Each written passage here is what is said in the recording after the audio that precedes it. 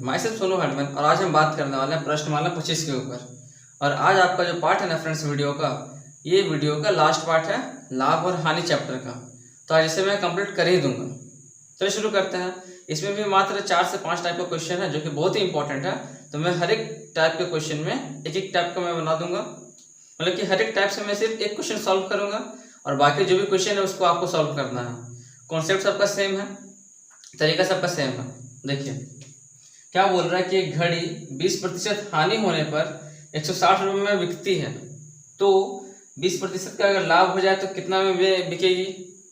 थोड़ा ध्यान लगाइए फ्रेंड्स कि जब 160 रुपये में बिक्री हो रहा है तो हम लोग बोल रहे हैं कि सुने ध्यान से, जब घड़ी 160 रुपये में बिक्री होता है तो हम लोग बोलते क्या है कि 20% का हमको हानि हो रहा है। तो हमको पता है क्या कि इसका दाम क्या है। तो सबसे पहला काम जो कि बेसिक फंडा मैंने आपको पहले समझाया था कि क्रय मूल्य पता होना बहुत ही जरूरी है। अगर आपको क्रय मूल्य पता चल गया बस आप कुछ भी कर सकते हैं। तो हमको तो यहाँ पता नहीं ना है कि इसका दाम कितना है, तो पहले आप इसका दाम निकालिए। अब देखिए वो दाम कैसे निकालेंगे, देखिए ध्यान से। तो यहाँ पे क्या दिया गया है, 20% हानि दिया गया है ना, तो लिखिए यहाँ पे क्या, हानि बराबर। यहाँ पे देखिए शुरू में लाभ भी दे सकता है। इसका एक शॉर्टकट ट्रिक भी है, लेकिन उससे अगर आप अभी करेंगे तो फिर थोड़ा प्रॉब्लम आ सकती है, इसलिए मैं इस टाइप के क्वेश्चन में आपको ट्रिक नहीं बताऊंगा। देखिए तो हानि कितना हो गया, 20%, और ये कितना बोल रहा है, 160 रुपये में क्या हो रहा है, सामान बिक्री हो रहा है, घड़ी बिक्री हो रहा है ना। तो बिक्री हो रहा है तो उसको क्या बोलते हैं, क्रय क्या विक्रय, तो उसको बोलते हैं हम लोग विक्रय मूल्य। ठीक है, यहाँ तक तो किसी को कोई दिक्कत नहीं है। तो विक्रय मूल्य कितना हो गया, 160 रुपये हो गया। अब हमको हानि पता है, विक्रय मूल्य पता है, तो क्या हम क्रय मूल्य नहीं निकाल सकते हैं। मैंने आपको सिखाया था प्रश्नमाला 24 में और प्रश्नमाला 23 में, तो निकालते हैं यहाँ पे क्रय मूल्य। तो क्रय मूल्य का फॉर्मूला क्या होता है फ्रेंड, जब आपको हानि दिया रहे और विक्रय मूल्य दिया रहे तो मैं डायरेक्ट करूंगा। ठीक है, ध्यान से देखिएगा क्या होता है फॉर्मूला, 100 गुना है ना, 100 गुना विक्रय मूल्य बटा में 100 माइनस हानि, ये ना होता है 100 माइनस हानि, 100 माइनस हानि कितना हो जाएगा ये, 100 गुना विक्रय मूल्य बटा में हो गया 80, 80 दूनी 60, 160 यानी 200 रुपये। अब देखिए साफ साफ पता चल गया ना कि घड़ी का दाम 200 रुपये था, तब उसमें मेरा 20% का हानि होता है, तब जाकर बोल सकते हैं कि घड़ी जो है इतना में बिक्री हुआ। तो क्लियर दिखाई दे रहा है। अब यहाँ पे नीचे क्या लिखेंगे, अब देखिए घड़ी का दाम तो पता चल चुका है, अब उसको हमको बिक्री करना कितने में, अपना 20% का फायदा कमा करके। तो दाम पता चल चुका है, तो लिखिए अब लाभ बराबर। अब लाभ कितना का हो जाएगा, 20% का देखिए लाभ दिया हुआ है। ठीक है, अब हमको क्रय मूल्य पता चल चुका है, उसमें हम 20% का लाभ कमाना चाहते हैं, तो घड़ी को कितने में बिक्री करेंगे। तो अब निकालिए फिर से विक्रय मूल्य। अब यहाँ पे आपको लगाना पड़ेगा विक्रय मूल्य का फॉर्मूला। तो विक्रय मूल्य का फॉर्मूला क्या होता है फ्रेंड्स, तो इसका फॉर्मूला ये होता है, क्या होता है, क्रय मूल्य। ठीक है, क्रय मूल्य कितना देखिए दिया गया, 200 रुपये, तो होता है क्रय मूल्य गुना, उसके बाद फिर 100 प्लस, अगर लाभ रहेगा तो प्रतिशत लाभ को जोड़ते हैं, और हानि रहेगा यहाँ पे तो माइनस करेंगे। तो लाभ दिया है तो क्या हो जाएगा, 100 प्लस 20, और बटा में कितना होता है, 100 होता है। यही ना फॉर्मूला है, क्रय मूल्य गुना 100 प्लस प्रतिशत लाभ बटा में 100। करिए सॉल्व, जाएगा 200 रुपये गुना 120, अब बटा में आया 100, काटिए, डबल जीरो से डबल जीरो कटा तो कितना आ गया, 120 गुना 2 240, यानी उस घड़ी को जिसका दाम 200 रुपये है, अगर उसको हम 40 रुपये कम में बिक्री करते हैं, यानी 160 में जब बिक्री करते हैं, तो हमको 20% का हानि हो जाता है। लेकिन उसी को अगर हम 240 में अगर बिक्री करें तो हमको फायदा हो जाएगा। आए बात फ्रेंड्स, मतलब आए समझ में फ्रेंड्स आपको। तो देखिए इसी टाइप में कम से कम 10 क्वेश्चन शायद दिया हुआ है सेम टाइप का। अब बढ़ते हैं अगले टाइप के प्रश्न की तरफ। अब ये देखिए फ्रेंड्स, इसमें क्या बोल रहा है कि एक घड़ी को 20% तथा 30% लाभ पर बेचने का अंतर 40 रुपये है तो बताना है उस घड़ी का क्रय मूल्य कितना होगा। कितना सिंपल सा क्वेश्चन दिया है, समझिए ध्यान से। क्रय मूल्य पूछा गया है ना, इसी को तुमको निकालना है। तो देखिए ध्यान से, देखिए 2 लाख देखिए दिया गया है 20% और 30%। आपको पहले क्या करना है, दोनों लाभ से आपको निकालना है विक्रय मूल्य। तो आपका 2 विक्रय मूल्य निकल जाएगा। जब 2 विक्रय मूल्य निकल जाएगा तो क्या करेंगे, उसको आपस में घटा देंगे। क्यों घटाएंगे, क्योंकि बोल ही दिया गया कि बेचने का जो अंतर आएगा, दोनों का जब घटाएंगे तो कितना हमारा आंसर आएगा, 40 आएगा आंसर आपका। और फिर वहां से क्रय मूल्य निकाल सकते हैं। तो इसके लिए आपको क्रय मूल्य को 100 नहीं मानना है, क्या मानना है, x मानना है। तो लिखते हैं यहाँ पे, माना क्रय मूल्य बराबर 100 रुपये। ठीक है, पहला लाभ कितना दिया होगा, प्रथम लाभ बराबर ये दिया गया 20%। तो यहाँ से क्रय मूल्य क्या, विक्रय मूल्य क्या निकल जाएगा, विक्रय मूल्य बराबर क्या हो जाएगा ये फ्रेंड्स, विक्रय मूल्य का फॉर्मूला क्या होता है, तो क्रय मूल्य गुना 100 प्लस प्रतिशत लाभ, डायरेक्ट कर रहा हूँ। ठीक है, और बटा में 100 करिए सॉल्व। तो देखिए कट जाएगा ना, 20 छः के 120 और 20 बचे 100। तो क्या आएगा यहाँ पे 6x बटा में 5। समझ में आएगा इतना, आएगा बढ़ता है। अब देखिए दूसरा लाभ कितना हो जाएगा यहाँ पे, अब द्वितीय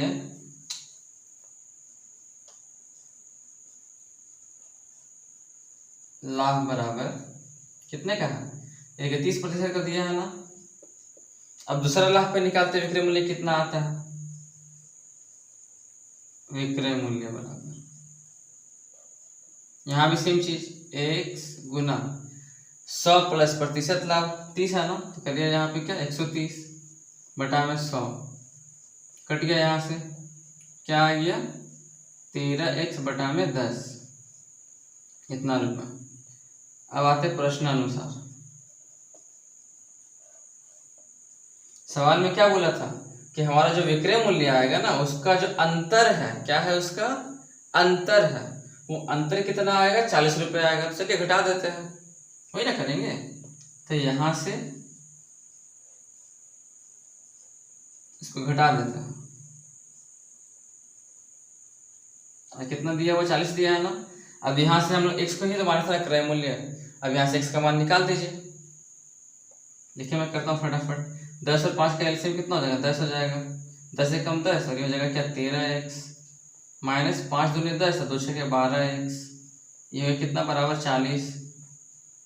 घटाने पे आएगा x बटा में आ गया 10, यहाँ पे आ गया 40 बटा 1, कटेगा तो कुछ नहीं, गुना हो जाएगा क्रॉस में। तो यहाँ से देखिए बराबर वाले केस में क्या करते हैं कि तिरछा तिरछे गुना होता है, तो 1 गुना 1 कितना हो जाएगा ये x, और 40 गुना 10 कितना हो जाएगा ये 400। तो ये हो गया आपका आंसर क्या 400 रुपये। ठीक है, अब बढ़ते हैं अगले प्रकार के क्वेश्चन की तरफ। ये देखिए फ्रेंड्स, 14 नंबर क्वेश्चन में क्या बोल रहा है, एक टेबल 20% खाने के बजाय 20% लाभ पर बिकी तो 120 रुपये अधिक मिले। सेम क्वेश्चन देखिए यहाँ भी दिया, बस थोड़ा सा घुमा दिया क्वेश्चन में, है सब कुछ सेम। क्या बोला गया, 20% खाने की जगह कितना में बिक्री हो रहा है, वो 20% लाभ पर बिक्री होता है, तो उसको 120 रुपये ज़्यादा मिल जाता है ना। तो बताना उसका क्रय मूल्य कितना होगा, सेम यहाँ भी करना पड़ेगा। माना टेबल का क्रय मूल्य बराबर टेबल का क्रय मूल्य कितना दिया है, मान लेते 100 रुपये। निकालिए, हानि दिया है ना, करिए यहाँ पे हानि। जब हानि दिया है कितना का, 20% का, तो यहाँ से निकालते हैं इसका विक्रय मूल्य कितना हो जाएगा। तो विक्रय मूल्य बराबर क्या होता है 100 बोल रहे हैं, क्रय मूल्य है ना, क्रय मूल्य गुना। अब देखिए हानि दिया है, तो हानि में क्या करते हैं 100 माइनस प्रतिशत हानि करते हैं, यानी जब 20 घटाएगा कितना आएगा 80 बटा 100, काटिए। तो 20 चौके 80, 20 पचे 100, तो कितना आ गया यहाँ पे 4x बटा 5 रुपया आ गया ना। ये कब मेरा रुपया आ रहा है, जब हानि हो रहा है। अब जब लाभ होगा तो कितना विक्रय मूल्य आएगा। अब लिखे यहाँ पे कि अब लाभ बराबर 20%, तब यहाँ पे मेरा कितना रुपये आएगा विक्रय मूल्य, और फिर जो भी आएगा उसको आपस में घटा करके 120 से बराबर कर देंगे, तो आपको वहाँ से एक का मान निकाल लेना है। हो गया आंसर। करिए क्या हो जाएगा, यहाँ पर भी सेम चीज, क्रय मूल्य गुना 100। और देखिए लाभ दिया तो 100 प्लस प्रतिशत लाभ यानी 120, और बटा में क्या हो जाएगा 100, काटिए तो 20 छके 120 और 20 बचे 100, कितना आ गया 6x बटा में आ गया 5, इतना रुपया। फिर वही काम करेंगे, सेकंड से फर्स्ट को घटा करके इतना के बराबर कर देंगे। तब यहाँ लिखिए क्या, प्रश्नानुसार। करिए घटाइए तो क्या हो जाएगा, 6x बटा में 5 माइनस 4x बटा में 5 बराबर 120। ऐसे में कितना आएगा 5, 6x माइनस 4x बराबर हो गया 120, घटाने पर आ गया 2x बटा में आ गया 5, 120 बटा 1 लिख सकते हैं आराम से। अब देखिए बराबर वाले का एक नियम क्या है, जब भी इक्वल टू का साइन दिया रहे तो हम लोग को ऊपर ऊपर काट सकते हैं, लेकिन तिरछे तिरछे नहीं काट सकते। तिरछे में गुना कर सकते हैं और ऊपर ऊपर काट सकते हैं, काटते हैं तो कट जाएगा 2 से 60 बार में ये। फिर 1 में 1 से गुना करेंगे तो क्या आएगा, 1 आएगा, और 60 में 5 से गुना करेंगे तो आएगा 300, यानी हमारा क्रय मूल्य क्या निकल गया, 300 रुपये निकल गया। लास्ट में आप ये लिख सकते हैं यहाँ पे, टेबल का क्रय मूल्य बराबर 300 रुपये। मैं आशा करता हूँ कि आपको जो मैंने 3 टाइप का क्वेश्चन समझाया वो आपको अच्छे से समझ में आ गया होगा और आप उससे अच्छे से प्रैक्टिस भी करोगे। अब बढ़ते हैं अगले टाइप के क्वेश्चन की तरफ, जिसे मैं थोड़ा सा ट्रिकी हिसाब से बताऊंगा, ठीक है। यहाँ देखिए फ्रेंड्स, इस टाइप के क्वेश्चन में क्या बोला गया है, और ये क्वेश्चन नंबर 19 है, ठीक है। इसमें क्या बोला गया है कि मोहनलाल खरीदने में 20%, ठीक है, और माल बेचने में 20% की बेईमानी करता है, तो बताना है कि उसको कितना प्रतिशत का लाभ हुआ।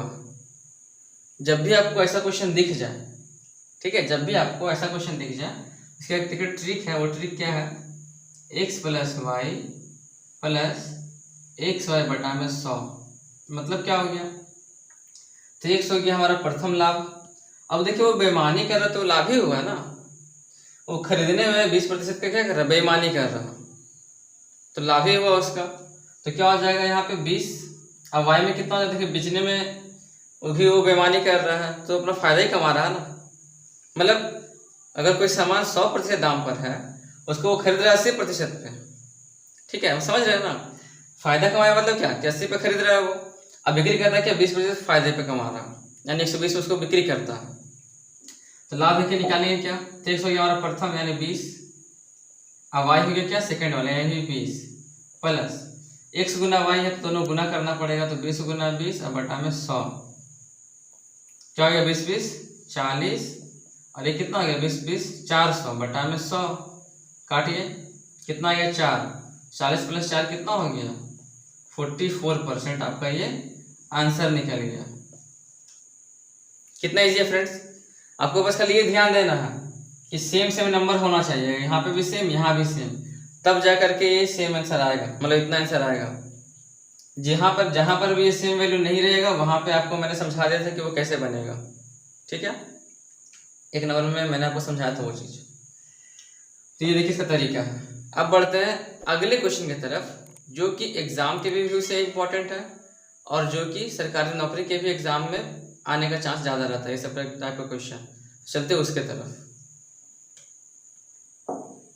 ये देखिए फ्रेंड्स, क्वेश्चन नंबर 21 और क्वेश्चन नंबर 25, दोनों ही क्वेश्चन आपके एग्जाम में भी आने का चांस ज़्यादा रहता है, और जो गवर्नमेंट जॉब का जो कोई तैयारी कर रहा है ना, उसके लिए भी बहुत इंपॉर्टेंट क्वेश्चन है, क्योंकि मैंने तैयारी किया था और उसमें दिखाई दिया मुझे। देखिए फ्रेंड्स, इसको मैं एक कॉन्सेप्ट से बताऊंगा, एक ट्रिक से बताऊंगा, लिख के नहीं बताऊंगा। क्या कि एक व्यक्ति अपना सामान क्रय मूल्य पर बेचता है।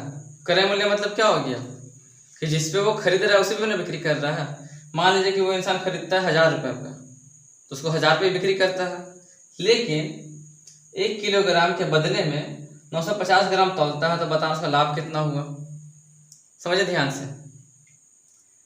अब मान लीजिए कि आप एक दुकानदार हैं, ठीक है, आप एक दुकानदार हैं, आप 1 किलो चीनी खरीदते हैं मान लीजिए 100 रुपये में। ध्यान सुनिएगा, आप 1000 ग्राम चीनी यानी 1 किलो चीनी खरीदते हैं कितना में, 100 रुपये में। लेकिन जो कस्टमर जो आ रहा है आपके सामने में, उसको आप 1 किलो चीनी के नाम पे दे तो रहे हैं, वो आपको बोला कि 1 किलो चीनी तौल दीजिए। आप यहाँ पे दिमाग क्या लगा, 1 किलो चीनी के बदले में आप क्या तौले, मात्र 50 ग्राम कम करके 950 ग्राम चीनी तौल दिए। ठीक है, 1 किलो में होता है ना 1000 ग्राम, तो आप 1000 ग्राम के जगह पे कितना तौले, 950 ग्राम ही चीनी आप तौले हैं। तो बताइए, वो तो आपको पूरा पैसा दे रहा है, आपके पास 50 ग्राम चीनी का तो दाम बच गया, तो आपका फायदा ही होगा ना, फायदा। अब देखिए इसको बनाते किस प्रकार से, कॉन्सेप्ट आप समझ गए होंगे। अब देखिए ध्यान से, तो मान लेते हैं यहाँ पर, मान लेते हैं कि 1 ग्राम चीनी का दाम कितना, मान लेते हैं 1 रुपये है। ठीक है, तो 1 किलोग्राम में कितना ग्राम होता है, 1000 ग्राम होता है ना, तो 1000 ग्राम चीनी का दाम कितना हो जाएगा, 1000 रुपये हो जाएगा। और 950 ग्राम वो तौलता है, तो 950 ग्राम में कितना रुपये हो जाएगा, तो इसका भी मान के चलते हैं 950 रुपये हो जाएगा। ठीक है, अब देखिए हम तो खरीद चुके हैं, अब हम बिक्री कर रहे हैं, तो हम क्या दिमाग लगाएं कि 1000 रुपये उससे ले तो रहे हैं, 1 किलो चीनी का दाम यहाँ लेके चल रहे 1000 रुपये, तो हम उससे जो मेरा कस्टमर है उससे तो हम 1000 रुपये ले तो रहे हैं, लेकिन उसको दे कितना रहे हैं, 950 ग्राम ही दे रहे हैं ना, दे रहे हैं ना 950 ग्राम। यानी इससे हम उसको हम मतलब कि वो हमको बोला कि आप हमको 1000 रुपये का सामान दीजिए, और हम उसको दे रहे कितने का सामान, 950 रुपये का सामान दे रहे हैं, तो हमको कितने का फायदा होगा उस समय, 50 रुपये का फायदा होगा। अब ये 50 रुपये का फायदा किस पे होगा, 950 पे ही होगा ना हमको फायदा, क्या 1000 पे होगा, जितना में हम उस कस्टमर को दे रहे हैं हमको उसी में ना फायदा होगा 50 रुपये का, तो उसके ऊपर निकालना है और क्या। तो देखिए निकालते हैं, तो क्या हो जाएगा अभी यहाँ पे देखिए, 50 का फायदा हो रहा है कितने पे, 950 पे फायदा हो रहा है, तो 50/950 और गुना में करेंगे 100। काटिए, देखिए यहाँ से कट गया ना, अब काटिए, 5 से कट जाएगा, 19/95 होता है, तो क्या हो जाएगा यहाँ पे 100/19, इतना प्रतिशत का उसको लाभ हो रहा है। ठीक है, इतना प्रतिशत का उसको लाभ हो रहा है। बहुत ही इजी क्वेश्चन है फ्रेंड्स, खाली आपको दिमाग लगाना है। क्या दिमाग लगाना है, क्यों खरीद तो रहा 1000 ग्राम में, लेकिन बिक्री कर रहा 50 ग्राम कम, तो फायदा कितने का कमाएगा वो। तो लेके चलते हैं 1 ग्राम का दाम 1 रुपये, तो 1 किलो का दाम कितना हो जाएगा उस हिसाब से 1000 रुपये, लेकिन जो दे रहा है 950 ग्राम, तो 950 ग्राम का दाम कितना हो जाएगा 950 रुपये। अब यहाँ पे दिमाग लगाइए, 1000 वो मांग रहा था, 1000 का वो सामान मांग रहा था कोई कस्टमर, लेकिन उसको सामान मिला मात्र 950 रुपये का, तो 50 रुपये का उसका फायदा ना हो गया दुकानदार का। तो फायदा किस पे हुआ, जितना वो कस्टमर को दे रहा है, यानी 950 पे दे रहा है, तो 950 उसको फायदा हो गया 50 रुपये का। तो उसको प्रतिशत में कैसे बताएगा, तो 100 से गुना कर लेते हैं, तो यहाँ से आपका आंसर निकल जाता है। अब बढ़ते हैं अगले क्वेश्चन की तरफ, जो कि ये भी एक इंपॉर्टेंट टाइप का क्वेश्चन है। इसमें देखिए क्या करने बोल रहा है, चीजों को समझना सीखिए फ्रेंड्स। ठीक है, छाप के तो कोई भी आंसर ला देगा, और कहानी लिख के तो कोई भी कर ही देगा। यहाँ देखिए इसमें क्या बोल रहा है कि वर्ग की भुजा 25% बढ़ा दिया गया तो क्षेत्रफल में कितना प्रतिशत का वृद्धि हो जाएगा। तो ये कैसे बनाएंगे, भुजा बोला गया ना वर्ग का, तो लिखिए यहाँ पे भुजा, और यहाँ लिखिए क्षेत्रफल।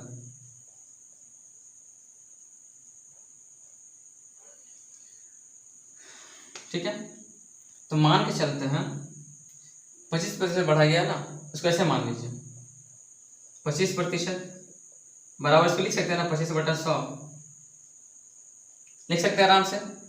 अब देखिए मैं आपको सिखाने जा रहा हूँ गवर्नमेंट जॉब में किस प्रकार से कोई भी मैथ को सॉल्व किया जाता है, इजी ट्रिक से। देखिए ध्यान से, तो 25% हो गया, यानी 100 में 25 हुआ ना, इसका मतलब 25% मतलब क्या, 100 में 25, इसको काटो छोटा कर देते हैं, तो 5×5 = 25 और 5 से कटेगा 20 बार में, यानी 1/4 हो जाएगा। ये इसका मतलब क्या कि 100 में 25, इसका मतलब कि 4 में 1।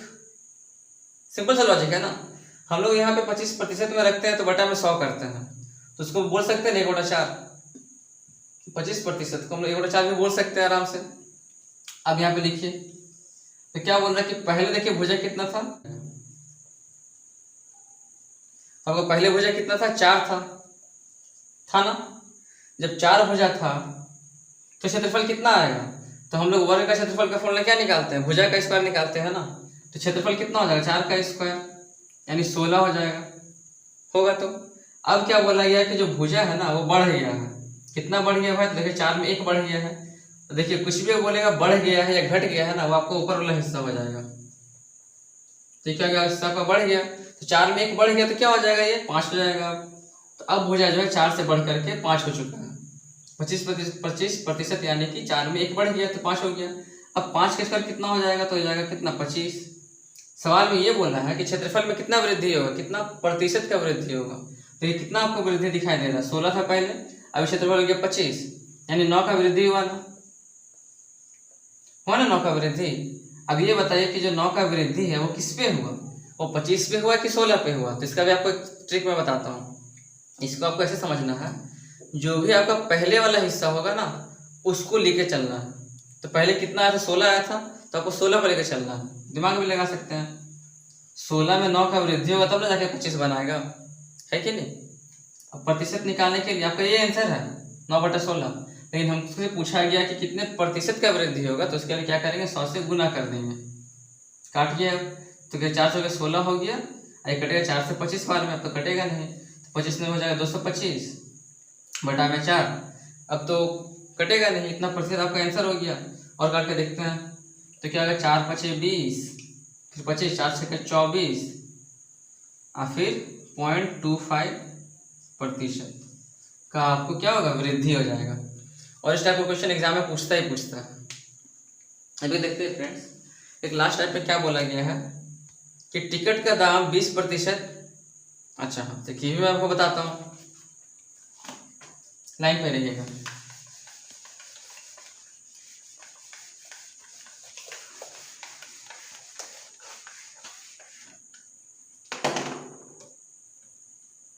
अब ये देखिए फ्रेंड्स, एक लास्ट टाइप का क्वेश्चन बचा हुआ है और इसे भी मैं आपको एक ट्रिक से बताऊंगा। क्या बोला गया है, बहुत ही मजेदार क्वेश्चन है और ये भी क्वेश्चन आता है एग्जाम में, इसे मैंने ध्यान नहीं दिया था।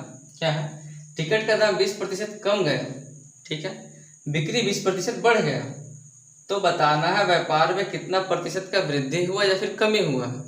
समझिए ध्यान से, अगर अभी आप कमाते हैं मान लीजिए 100 रुपये, उसमें आप खर्च करते हैं अपने घर पे 10 रुपये, मान के चलिए आप 100 रुपये कमाते हैं ना, यहाँ पे लगाते हैं 80-20 का प्रिंसिपल लगाते हैं कि आप कमाते हैं 100 रुपये, तो आप उसमें 20 रुपये अपने ऊपर खर्च करते हैं, 80 रुपये आप बचा लेते हैं। तो अगर आप कमाएंगे 200 रुपये, तो क्या आपको मन नहीं करेगा 40 रुपये खर्च करने का? कमेंट कीजिएगा, मन करेगा कि नहीं करेगा, ठीक है। हाँ देखिए, तो वही चीज़ यहाँ पर भी बोला गया है कि जब दाम घट गया है तो जाहिर सी बात उसका डिमांड बढ़ जाएगा और बढ़ेगा ना डिमांड। जब देखिए दाम घट गया 20%, तो उसका बिक्री 20% और बढ़ जाएगा। तो बताना कितना प्रतिशत का वृद्धि या कमी होगा। तो यहाँ पे आपको ध्यान ये देना है कि दोनों नंबर सेम होना चाहिए और दोनों एक दूसरे का ऑपोजिट होना चाहिए। जब यहाँ पे बोला गया है कम, तो दूसरा आपको क्या होना चाहिए, बढ़ गया है ना, उल्टा आपका ये तरीका होना चाहिए। और क्या बोला गया है, कितना प्रतिशत का वृद्धि या कमी होगा, तो इसका आंसर आपका हमेशा कमी में आता है। इसका ट्रिक ये है फ्रेंड्स, x² बटा में 100, मतलब क्या, x क्या हो गया, x वो नंबर हो गया जो बढ़ भी रहा है और घट भी रहा है। तो यहाँ पे करेंगे सॉल्व, तो कितना हो गया 20 का ना, तो 20 का करिए स्क्वायर और बटा में हो जाएगा 100, तो 20 के स्क्वायर कितना हो जाएगा 400, तो 400 बटा में हो जाएगा 100, काटिए 100 से कटा 400 तो कितने वाला पड़े 4 बार में, यानी 4% का क्या हो गया। और इस केस में आंसर हमेशा किस में आता है, कमी में आता है, ह्रास में आता है, ठीक है। वृद्धि कभी नहीं होता, इसमें नुकसान ही होता है, समझ में। तो मैंने आपको बताया था ना पहले भी, क्या आप बोल सकते हैं कि 100 में 1 रुपये का आपको फायदा हो रहा, लेकिन अगर आप उसे 100 में उस 1 रुपये को अगर आप प्रतिशत में दिखाएंगे ना, तो दोनों में काफ़ी अंतर होता है, ठीक है फ्रेंड्स। तो यहाँ पर आपका ये जो चैप्टर है और ये जो प्रश्नमाला है, दोनों ही बहुत अच्छे तरीके से कंप्लीट हो जाता है। इस चैप्टर को बनाने में भले मुझे अभी 23 से 24 मिनट शायद लग गया होगा, लेकिन आपको हर एक चीज़ अच्छे से समझ में आ गया होगा, इसलिए मैंने क्या किया, ज़्यादा फास्ट न जा करके थोड़ा स्लो से काम किया। अब जो अगला चैप्टर हमारा आने वाला है अनुपात, जिसको मैं कल बनाने वाला हूँ, वो भी देखिए बहुत इंपॉर्टेंट है, एग्जाम में आता है। अगर देखा जाए ना फ्रेंड्स, तो गवर्नमेंट जॉब में जितना भी मतलब बुक से आता है ना एग्जाम में क्वेश्चन, मैंने इसको छानबीन किया था अच्छे से, इसका अधिकतर क्वेश्चन इससे मैच करता है। तो अगर आप इसे अच्छे से कर लेते हो ना, तो आपको वहाँ पे कहीं ना कहीं कम से कम तो आपको एग्जाम में 1-2 मार्क्स तो लेकर आ ही जाएगा। ठीक है, so thank you friends, Radhe Radhe. और वीडियो को शेयर भी कर दीजिएगा फ्रेंड्स, ताकि दोनों का फायदा हो। आपके जो फ्रेंड्स लोग हैं वो भी जान जाएंगे कि किस प्रकार से मतलब सॉल्व हो रहा है हर एक मैथ आसान तरीके से, और मेरा फायदा क्या होगा कि मेरा भी सब्सक्राइबर बढ़ेगा। ठीक है फ्रेंड्स, राधे राधे।